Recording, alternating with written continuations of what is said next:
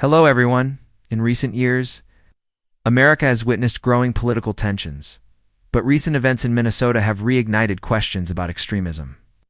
Is pro-Trump MAGA literally killing Democrats?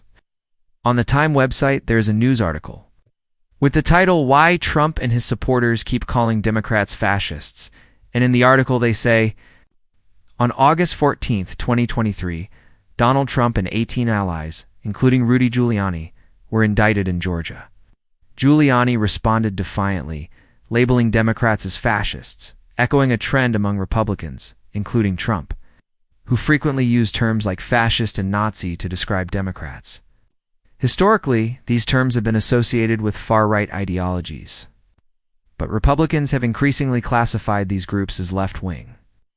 A 2023 survey revealed that while most Democrats and independents view fascists and Nazis as far-right, a majority of Republicans see them as left-wing, with 44% placing fascists as far-left. Democrats also exhibit bias, with many labeling communists as right-wing. Despite communism traditionally being leftist, this rhetoric reflects tribal psychology, where political groups refuse to associate with negative historical figures or ideologies. Republicans often cite selective historical interpretations, such as the Nazi Party's socialist name, to support their claims.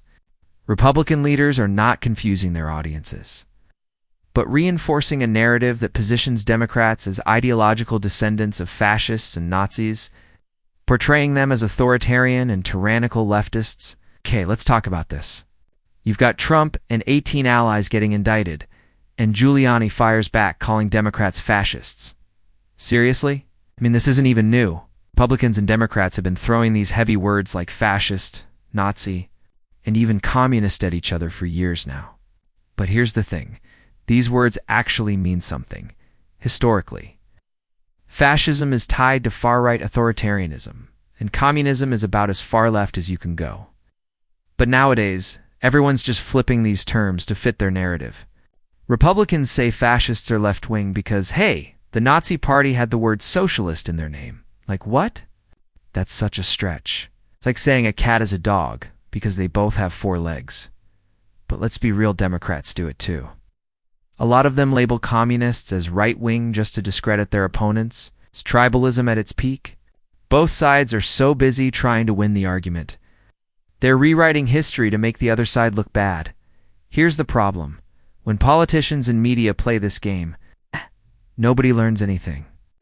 Instead of understanding what fascism, communism, or even democracy really mean, people just see these terms as insults. It's not about facts. It's about making the other side look evil. At the end of the day, it's just another way to divide people. It's like they're saying, if you're not with us, you're literally Hitler. And that's dangerous because it shuts down real conversations about the issues that matter. So yeah, in my opinion, we've got to stop falling for this lazy rhetoric. Instead of letting politicians and media feed us these oversimplified labels, let's actually dig deeper and figure out what's really going on. What do you think? Drop a comment and let's talk about it. And today on Fox News Media, it was written about Democratic leaders accuse Trump of legitimizing political violence that led to Minnesota shootings. Democratic politicians have blamed former President Donald Trump for fostering a politically charged and violent atmosphere after a series of shootings in Minnesota, including the murder of former Minnesota House Speaker Melissa Hortman and her husband. The suspect, Vance Bolter, allegedly acted with politically motivated intent, targeting other public officials and carrying a list of potential victims. Prominent figures like Bill de Blasio, Jeff Merkley, and Chris Murphy have criticized Trump's rhetoric and actions, which they argue normalize or encourage violence. They pointed to his pardoning of January 6th participants and inflammatory statements as examples of escalating tensions. Critics also argue that Trump and his allies failed to denounce violent rhetoric effectively.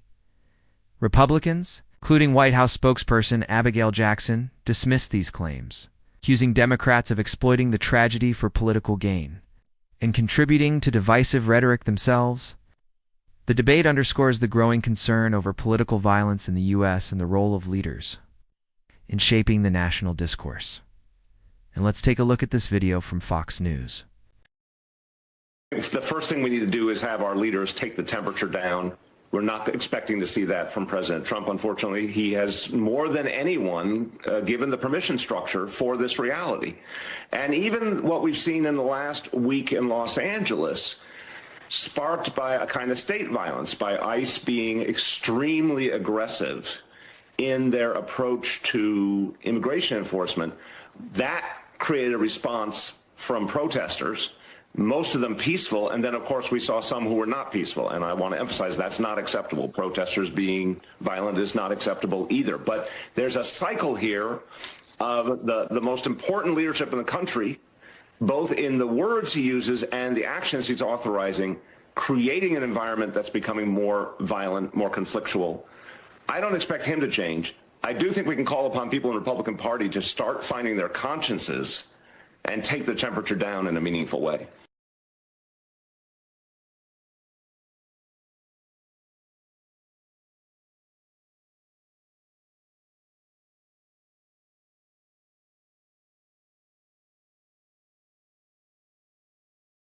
After watching the video, what do you think? Is there any connection with yesterday's shooting incident? Here's my take. First, political violence is a real issue that needs attention. No question there. Leaders from all sides need to take accountability and focus on de-escalating tensions rather than pointing fingers. It's not just about Trump or any one person. It's about the broader culture of blame and division that's been building for years. Secondly, this situation highlights how tragedies are increasingly politicized. Instead of fostering unity and healing, the narrative often turns into a who's to blame game. Honestly, that's not helping anyone. Finally, I think we, as citizens, need to demand more from our leaders. Enough with the political violence. Let's talk solutions. How do we prevent this type of violence? How do we ensure public officials and everyday people feel safe? Do you agree that Trump's rhetoric plays a role here, or is this just a case of political opportunism? Drop your thoughts in the comments, and don't forget to like and subscribe for more deep dives into today's headlines. Stay informed, stay safe, peace out.